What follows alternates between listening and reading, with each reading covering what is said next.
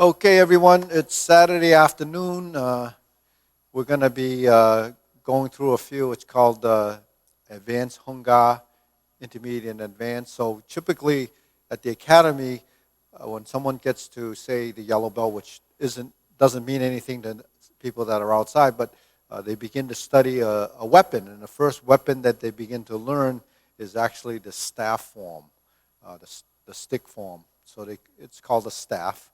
And it's called a cudgel sometimes, or a stick. So one of the reasons why you would do a weapon is really as an extension of the body. The staff is kind of interesting because you hold it with two hands. One of the classes I mentioned, the difference between a staff and a spear is that which hand is to the front is really what determines it. So with the spear, generally your left hand is forward, and with the stick, your right hand is forward. Now, when you learn a weapon, it's an extension of the body.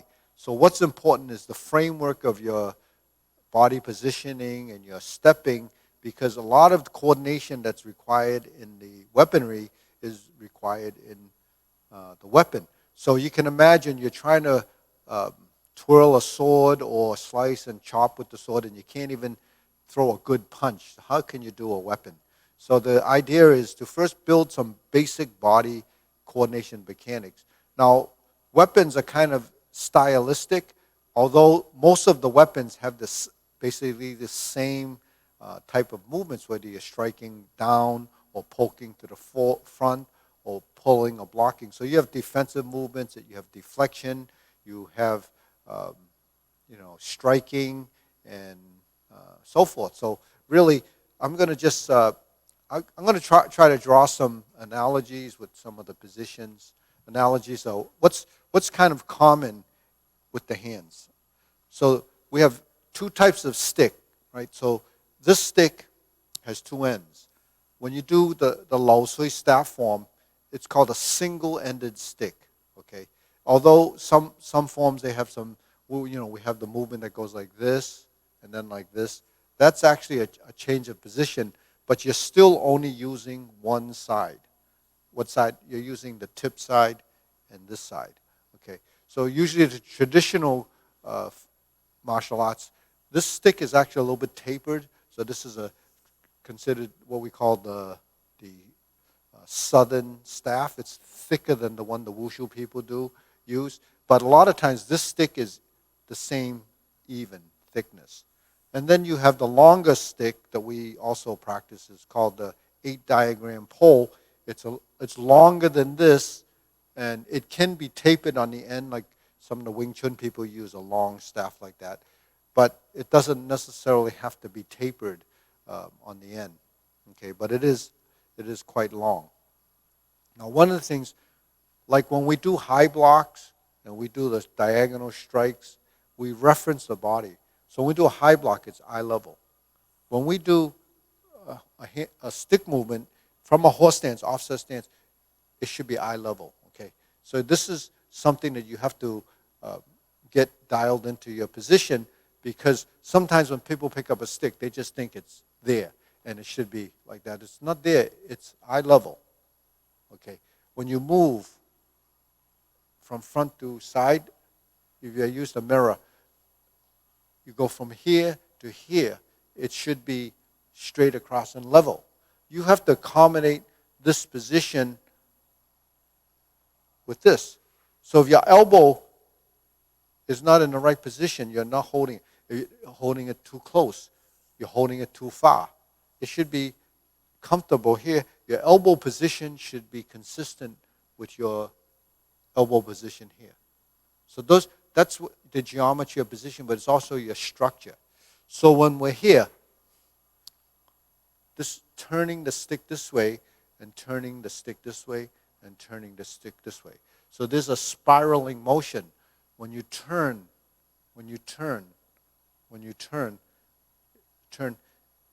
it's a rotation. So if any of you that play billiards, you know when you put a spin on the ball, it creates an action. It's called like English. Well, when you're going like this and like this, you put a spin on the stick because it connects and disconnects and kind of flips it and spins.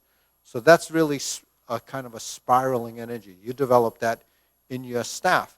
When the hand turns like this and turns like this, it's either palm down or palm up. The action comes from your forearm. So when you throw a punch, you're turning. When you pull back like this, you're turning. So that action really adds a dimension to your movement. It also adds some structural integrity to the deflection, and also some twisting that would send whatever it contacts away. So that's really the idea. Now, if you're using your bridge and you spiral in like that, it's to intercept, and then when you turn or twist, creates a different action in the gripping. But with this, you're really doing this and this. And you have to adjust your position. And one unique thing about a staff is the hands are always connected.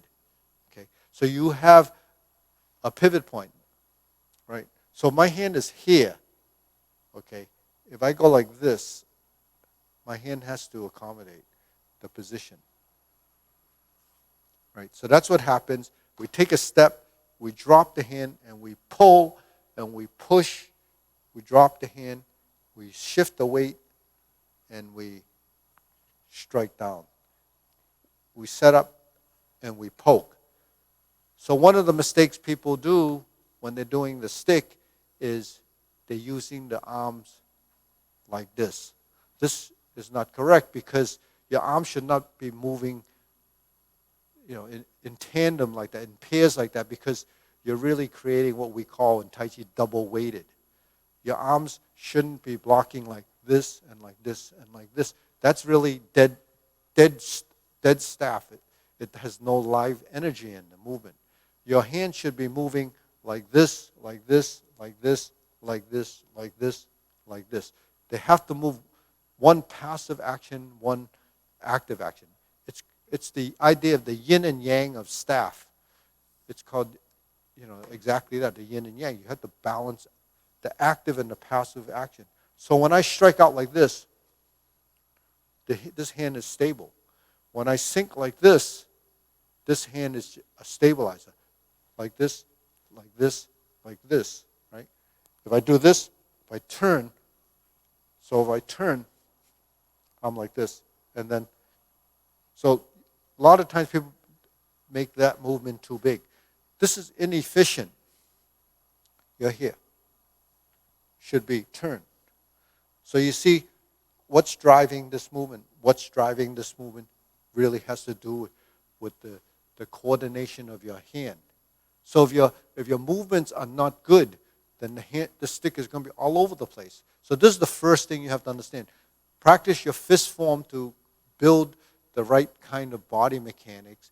And then if your right and left have to work together, and they haven't worked together in the fist form, it will bring in the idea of the bridging of the movements. 1, 2, 3, 4, 5. 1, 2, 3, 4. 1, 2, 3, 4, 5. Now I'm just breaking it down, because that's what's happening. If something comes here, I block like that. I block like that. Really, basically, that's all you need to do, is to be moving from here to here. From here to here. That's all you need. You don't need to go way over there. But as a training, you push out to there, right? You sink to here, here. And then when you're here, that's as far as you need to go. Right? This is your body framework.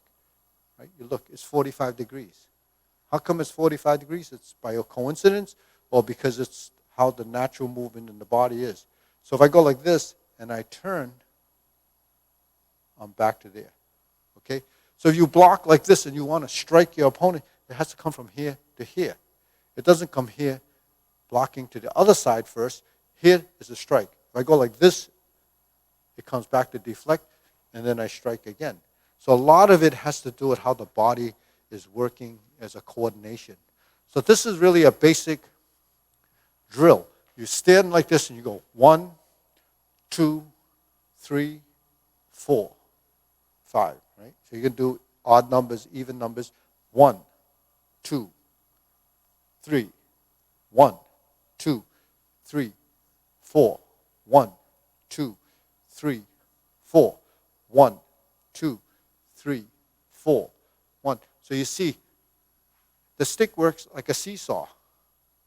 You press on here, that one's going to move. You lift it here, that side's going to move. So this sword, the staff form is called, actually this is a question someone said, well, if Gar Kung is from the Lao family, why is the stick form called Gar stick form? It's not called Gar stick form. It's called Lao Sui stick form. Lao Sui is a form derived from wherever it came from. I'm not exactly sure.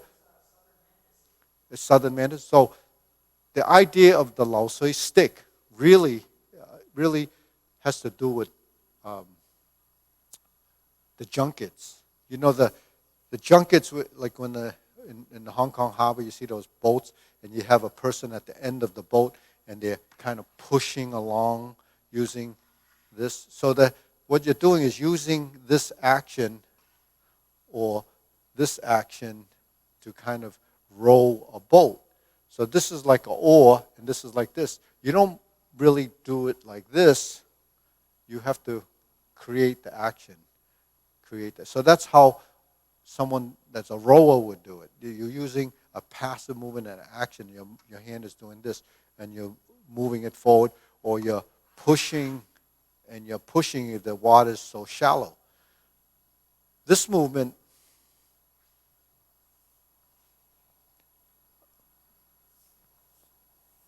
is really throwing a fishing net. Can you imagine this staff with the big net on it, and you're throwing it out, and then you're dropping it down. That's how you throw a net out. So the movement is really, a lot of the Southern styles are for people that worked on the boats and so forth. That's the history. So this Lao Sui staff really uses a lot of the movements that you would use when you're using oar, or one of those type of sticks that they would use to drive the boat. So when you're here, all of these movements really stem from movements like this. So this is in the 8-diagram pole. With the 8-diagram pole, even though it's a long stick, it's so close or similar in action to what we do in this Lao Sui stick form. So the key thing is water. Water, Lao Sui. You have water. So think of rowing. Think of efficiency of movement, because your body has to do. Now, if you're stiff and you just do this, you have to put your body into the movement. So when you're here, this coordination, this is like sweeping. This is like pushing. That's just like in Fok Fu, when you do a sweep. Push, right? So that's the action that you're creating. So the movements is really tied to your footwork. But the basic movement is here. 1, 2, 3, 4. Now when I teach this, a lot of times a student can't see what the stick is doing, what the body's doing. So you have to kind of understand and practice it. And then you create this, right? So what do you do when you're doing movement in space? You're creating shapes. So one of the things sometimes they use are letters. So, well, in English we have the C or a D, right, or a circle. So O. So you make a circle, it's an O. If you go like this, that's a D. When you go up and down, you create the shape of a letter. Okay? If you go like this, you have to regulate between the two sides the shape of the movement. This is going from here to here. If I pull it back up, it comes to here. If I come like this and I chop down the center, we split it. Okay? So the splitting movement comes down vertical. So what's the optimum line for the vertical is over the top of the head, and you come down like this. That's where the line is. When you're here, ends up there. When we're here, we end up here. So if you look from the side view, when I swing around, it ends up like that. So your stance actually should be twisted like this. Okay, so when we're here, 1, 2. So that's the first 2 strokes, right? So when you're here, when you pick up the stick and you go like this, there's a leaning suspended horse. There's a suspended horse. There's a leaning stance. See, here's a 45-degree. There's back to that position. So you can see, when we open the form, we have the first 2 movements. The first one is 1, 2, the 2 stances. This, sometimes we see people end up like this. This is not right. It should be here. And then you go like this. We have this stance. And it rests on the thigh. And we poke. Then we have the cat stance, suspended stance. Then we have the pulling like this, and the push, and this goes to the corner. And you thrust. Then you turn, you're like this, poke, and here's your leaning position. Strike down, poke, and then you repeat the 2 sides. And then we step. And then we have this position. So this is eye level, and the knee is here. And then the stick would go down, and then you would poke up to the throat. See, so this is a pretty deep stance. So you can see a sequence really is just the same as any form, but it's mapped out. Now, what people see when they start off the form is just like low Gar Kung, right? You like this. So this has an opening, just like this. And then we turn to center, and then we do the series of movement. So how this was adapted at some point really is not clear to me, because when I was learning these, it wasn't a question that really was needed to be answered, at least.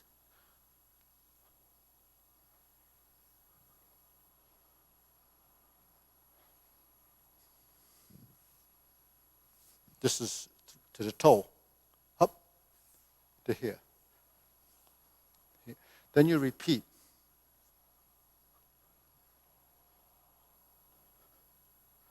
Actually goes there. And then here. This goes to straight here, and it goes up. It goes back, 1, 2, and then here. So that's 90 degrees.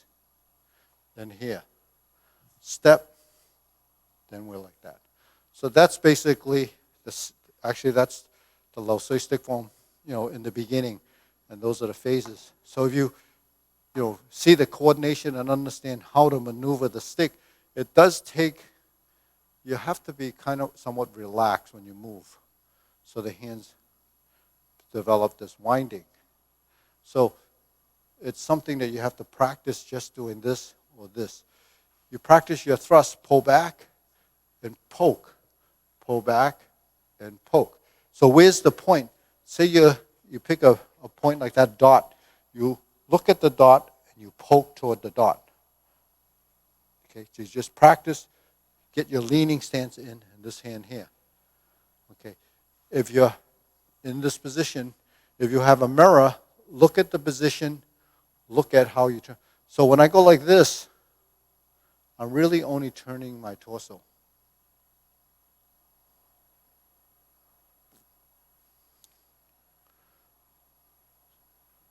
So actually, in some of the Tai Chi spear form, or we have positions where you're walking.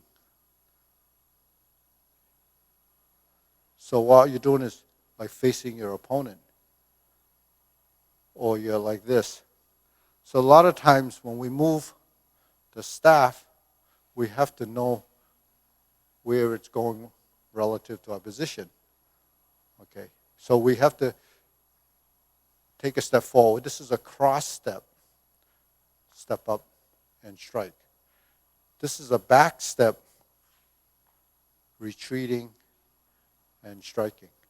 1, 2, 3, 4. So you can see if I'm here and someone's going to strike my foot, I move my foot away. Okay. So I move my foot away, I put this here, and I deflect it. So the efficiency of movement. If I don't move my foot, I have to use a big movement. That's even not very effective, not good. You're here, you want to do this, you drop. I'm going to move my foot. I only need to do that. You see, that's all I have to do. And then I come back here. So if you deflect, if something comes here, boom, boom, you come back down, you hit the person on the hand or the wrist or the fingers. You don't have to hit the body. When you go like this, boom, boom, boom, you're just hitting just like you're striking down at the hand. Because once you disconnect the hand, then you can come up, and then you come back out. So this is really a strategy in knowing where you're going to strike, what targets are you looking for. So the efficiency of movement when you're here really has to do with your timing.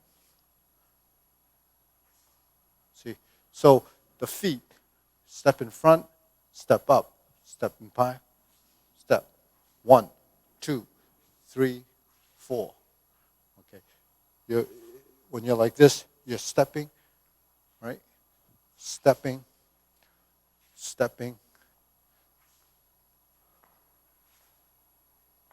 So that's really footwork.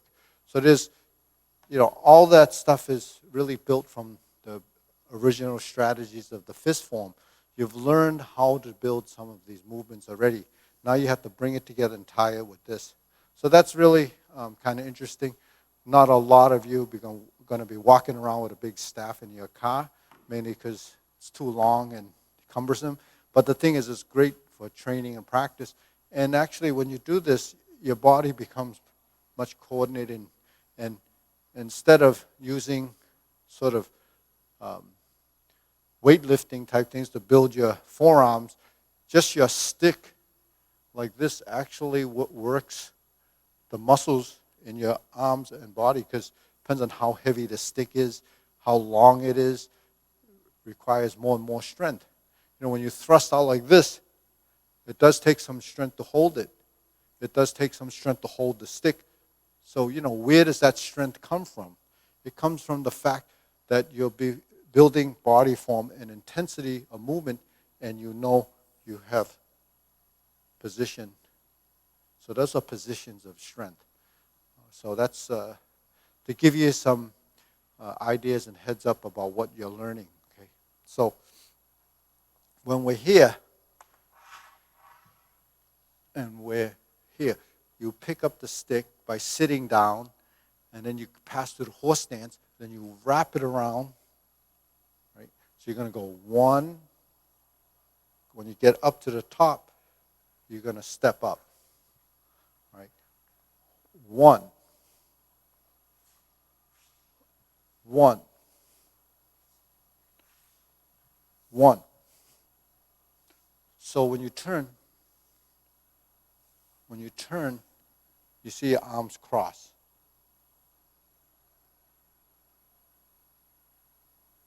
Now see, my hand is here, comes down.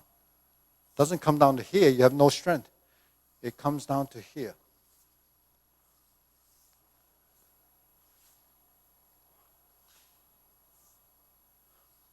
You see the hand slide? So the other thing is, this hand should be near the end, not here. Because when you do this, you're going to end up hitting yourself. So you hit here, and then the hand crosses to here.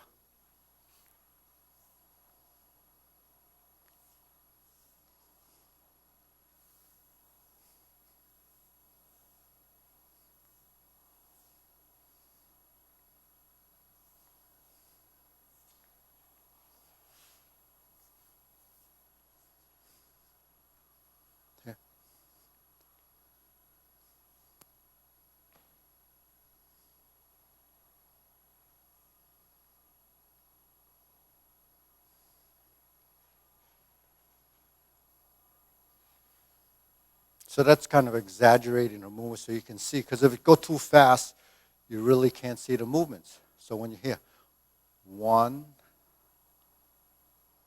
2, 3, 1, 2, 3, but then you have to turn your leg here.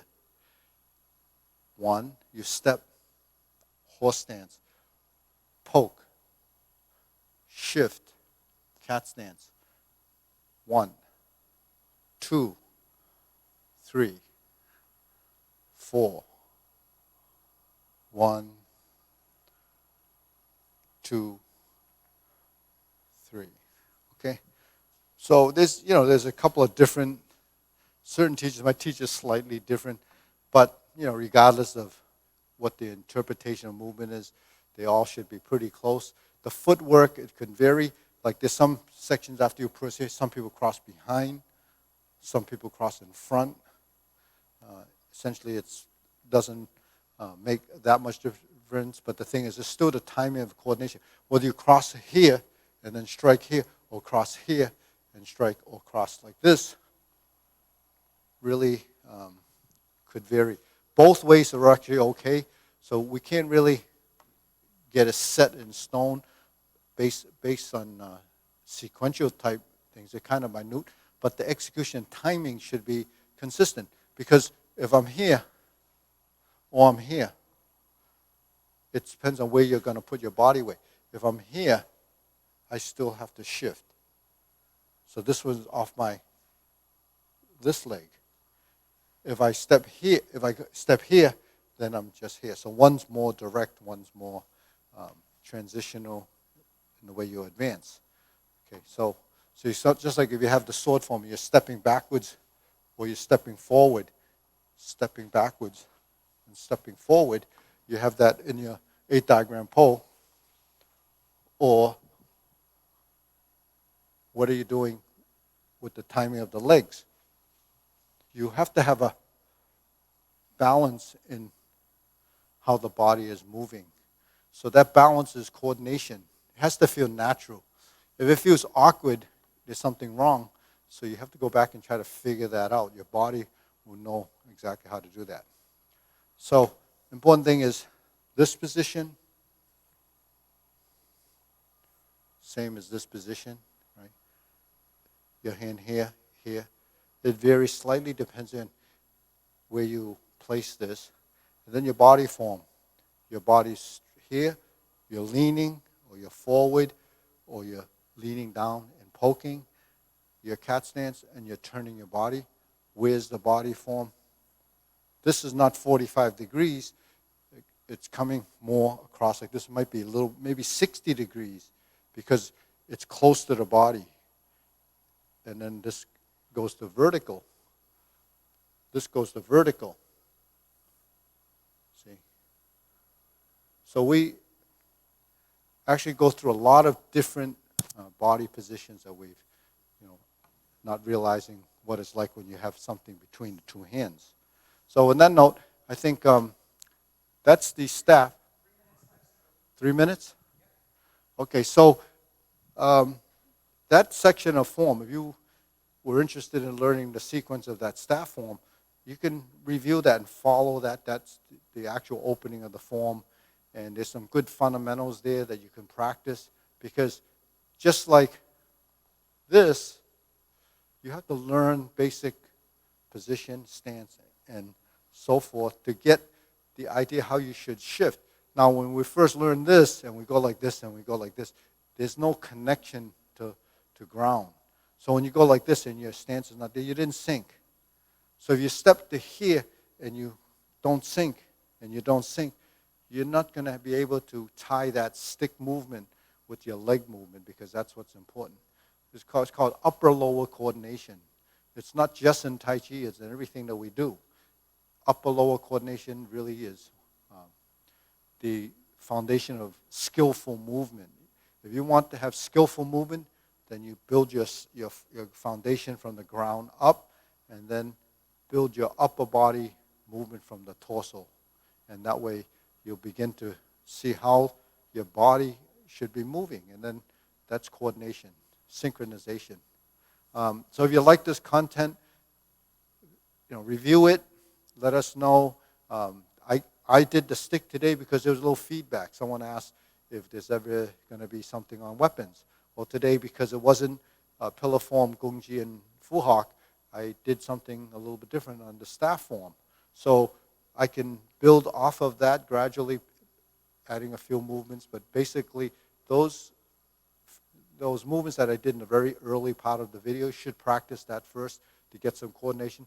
If you don't have a staff, you can get a broomstick or something. But these staffs you have to buy from a martial arts supply someplace that you can get shipped to you.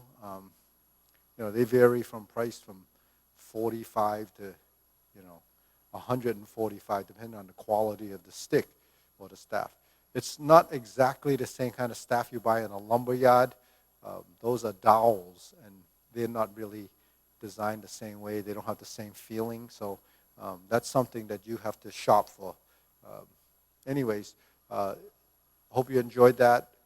Give us a thumbs up or just subscribe, and the content will be expanding as we move forward. And the other thing that's very important is that we have to know if you want to continue to do this, because we're going to be opening the doors shortly, and we're going to have students coming in to do their classes. And between the classes and the streaming, we have to kind of plan a schedule. So let us know not only that you want the content, but what hours of the day might be better, so we can see on the average. Even though all these videos are archived, we would probably still do it at the time that's most efficient for everybody, and that would work for us. And being a global market, there's going to be always time discrepancies. So on that note, have a good weekend. Stay safe. Let us know your thoughts, and that's important. Okay, enjoy the weekend.